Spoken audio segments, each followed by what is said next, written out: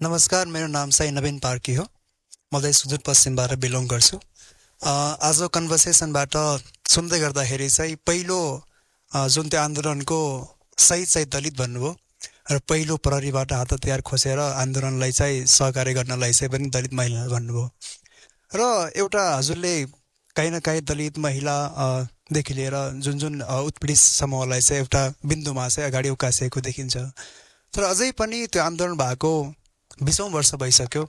एउटा दलितले फेसबुकमा आफ्नो नामसँग थर राख्न गाह्रो मान्छ।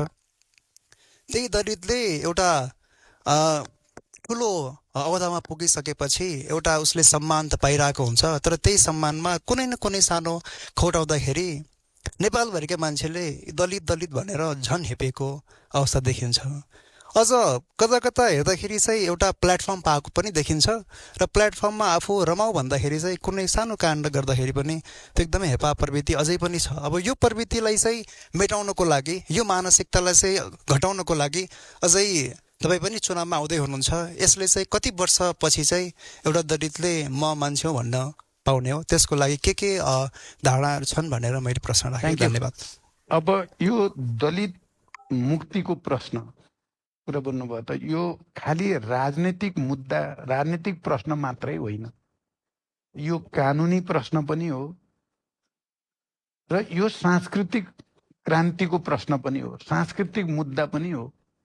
त्यसकारण यसलाई अहिले हामीले जनयुद्ध र जनआन्दोलन मार्फत संविधानमा एक हदसम्म दलितका मुद्दाहरूलाई स्थापित गर्ने र उनीहरूलाई समान हैसियत दिने गरी केही कानुन बनेको छ, तर त्यो अझै पर्याप्त छैन। कारण कानुनी रूपले पनि अझ कडा कानुन बनाउने आवश्यकता छ।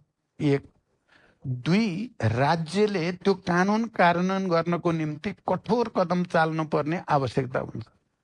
मलाई थाहा छ राम्रोसँग, म दोस्रो चोटि प्रधानमन्त्री हुँदा केही दलित महिलाहरूमाथि चाहिँ बलात्कारका घटना र त्यसो गर्ने दोषी चाहिँ माथि कारबाहीको निम्ति मैले कमिटी बनाउने इत्यादि गर्दा ब्युरोक्रेसीले रुचि नलिएको, दलित भएको हुनाले दलितलाई अलिकति दोस्रो दर्जाको नागरिक जस्तो हेर्ने मानसिकता, कानुनमा त समानता भनेको छ, तर त्यो कानुन कार्यान्वयन गर्ने मान्छेहरूको दिमाग चाहिँ फेरिएको छैन।